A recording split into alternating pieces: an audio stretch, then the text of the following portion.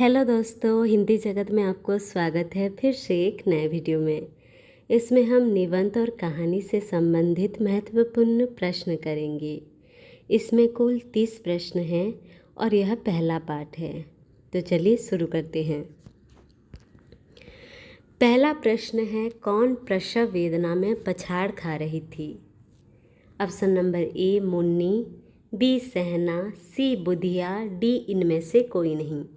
तो इसका सही उत्तर है option number C Budhiya. Budhiya जो थी वो प्रसव वेदना में तड़प रही थी। मुन्नी और सहना पूस की रात कहानी के पात्र हैं। अगला प्रश्न है, भारतीय परंपरा में कितने प्रकार के अशोक के फूल होते हैं? Option number A 5, B 2, C 3, D 4। तो सही उत्तर है ऑप्शन नंबर बी 2। पहला अशोक के फूल होते हैं श्वेत रंग के और दूसरा लाल। श्वेत रंग के फूल को तांत्रिक क्रियाओं के लिए व्यवहार किया जाता था और लाल अशोक के फूल को स्मरवर्धक के रूप में प्रयोग किया जाता था। अगला प्रश्न है, हल्कू के कुत्ते का नाम क्या था? ए सहना, बी जबरा, सी कालिया, डी मुन्नी। तो सही उत्तर है ऑप्शन नंबर बी जबरा। हल्कू के कुत्ते का नाम जबरा था। अगला प्रश्न है, माधव और घिसू क्या भूनकर खा रहे थे? ए बादाम, बी शकरकंद, सी आलू, डी इनमें से कोई नहीं। तो इसका सही उत्तर है ऑप्शन नंबर सी आलू। माधव और घिसू किसी के खेत से आलू चुरा कर लाए थे और उसको भूनकर खा रहे थे दोनों। अगला प्रश्न है, गजाधर बाबू किस नौकरी से रिटायर हुए थे? ए आर्मी, बी डॉक्टर, सी पुलिस, डी रेलवे। यह वापसी कहानी का प्रश्न है और इसका सही उत्तर है option number D railway. Gajadhar Babu railway में नौकरी करते थे और उस नौकरी से रिटायर हुए थे। अगला प्रश्न है, गजाधर बाबू ने अपनी नौकरी में कितने वर्ष अकेले व्यतीत किए थे? ए 30 वर्ष, बी 25, सी 35, डी 40।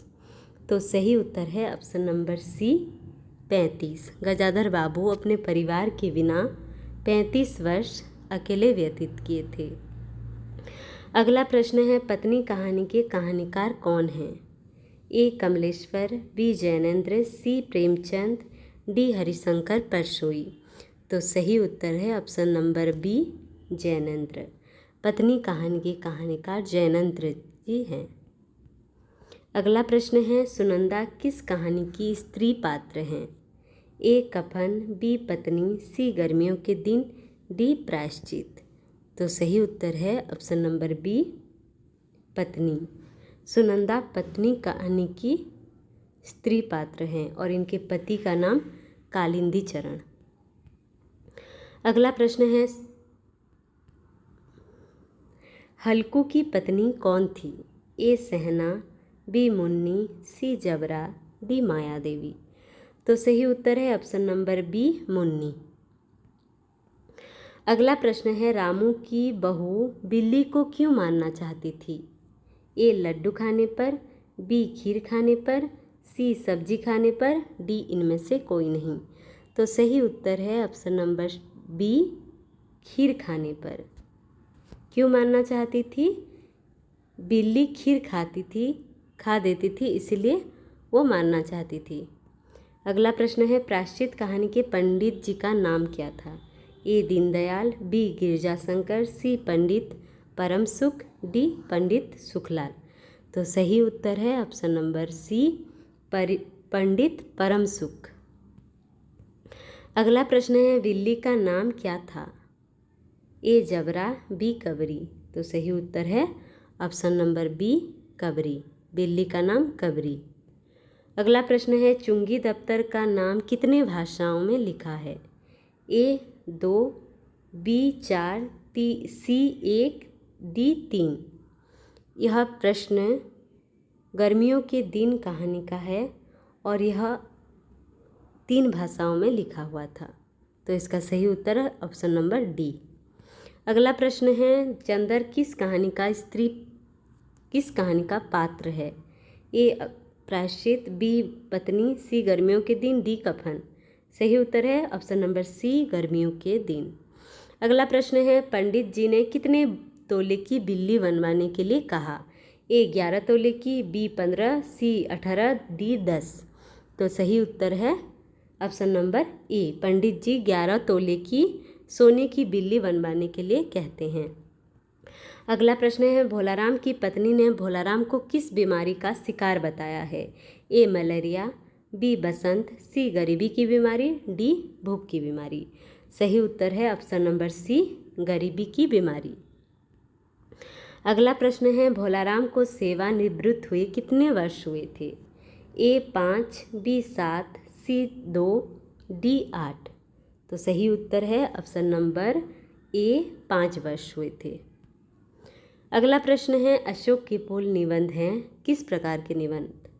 क मनोवैज्ञानिक, ख ललित निबंध, ग बुद्धि प्रधान निबंध, घ ऐतिहासिक निबंध। तो इसका सही उत्तर है ख ललित निबंध। अगला प्रश्न है, भोलाराम का घर किस शहर में था? ए बनारस, बी जबलपुर। तो सही उत्तर है ऑप्शन नंबर बी, जबलपुर। अगला प्रश्न है, किसने भारत को महामानव समुद्र कहा है? A Rabindranath, B Bankim Chandra Chatterjee, C Hazari Prasad Dwivedi, D इनमें से कोई नहीं। तो इसका सही उत्तर है option number A, Rabindranath. Rabindranath Tagore ji ने भारत को महामानव समुद्र कहा है। अगला प्रश्न है, गजाधर बाबू की बेटी कौन थी? निर्मला, सुनंदा, राधा, बसंती। तो इसका सही उत्तर है ऑप्शन नंबर डी, बसंती। अगला प्रश्न है, चीप की दावत किसके घर पर थी? Option number A Samnath, B Deennath, C Kalindi Charan, D इनमें से कोई नहीं। तो सही उत्तर है option number A, Samnath. Samnath के घर चीप की दावत थी। अगला प्रश्न है, चीप की दावत कहानी के कहानीकार कौन हैं?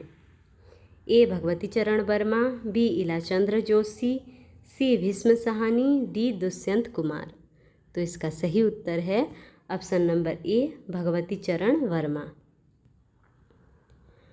अगला प्रश्न है, तत्सत कहानी के कहानीकार कौन हैं? ए अज्ञेय, बी प्रेमचंद, सी कमलेश्वर, डी जैनेन्द्र। तो सही उत्तर है ऑप्शन नंबर डी, जैनेन्द्र।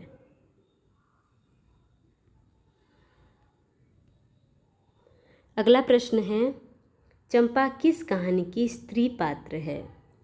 ए आकाशदीप, बी तत्सत, सी पुष्किरात, डी इनमें से कोई नहीं। इसका सही उत्तर है ऑप्शन नंबर ए, आकाशदीप। अगला प्रश्न है, मधुलिका के पिता कौन थे? ए सिंहमित्र, बी कौशल नरेश, सी अरुण, डी इनमें से कोई नहीं। तो इसका सही उत्तर है ऑप्शन नंबर ए, सैनिक सिंहमित्र की कन्या मधुलिका थी। और यह प्रश्न पुरस्कार कहानी का है। अगला प्रश्न है, रामू की बहू की उम्र क्या थी? ए 13, बी 11, सी 14, डी 21। तो इसका सही उत्तर है ऑप्शन नंबर सी, रामू की बहू की उम्र 14 साल की थी। अगला प्रश्न है, पत्नी कहानी की स्त्री पात्र सुनंदा की उम्र क्या थी? ए 10, बी 20-22, सी 30 या डी इनमें से कोई नहीं। तो इसका सही उत्तर है ऑप्शन नंबर बी, 20-22 की लगभग होगी। अगला प्रश्न है, पुरस्कार कहानी का पात्र अरुण कौन था? ए कौशल नरेश था, बी मगध का राजकुमार था, या सी सैनिक था, या डी इनमें से कोई नहीं। तो इसका सही उत्तर है ऑप्शन नंबर बी, मगध का राजकुमार। अरुण जो था वो मगध का राजकुमार था। सामाजिक जीवन में किसकी ज़रूरत बराबर पड़ती है? ए क्रोध, बी मोह, सी धन, डी इनमें से कोई नहीं। तो इसका सही उत्तर है ऑप्शन नंबर ए, सामाजिक जीवन में क्रोध की ज़रूरत बराबर पड़ती है। अंत तक बने रहने के लिए धन्यवाद। चैनल में नए हैं तो चैनल को सब्सक्राइब करें। वीडियो अच्छा लगा हो तो लाइक करें, कमेंट करें और अपने दोस्तों के साथ शेयर करें। मिलते हैं अगले वीडियो में।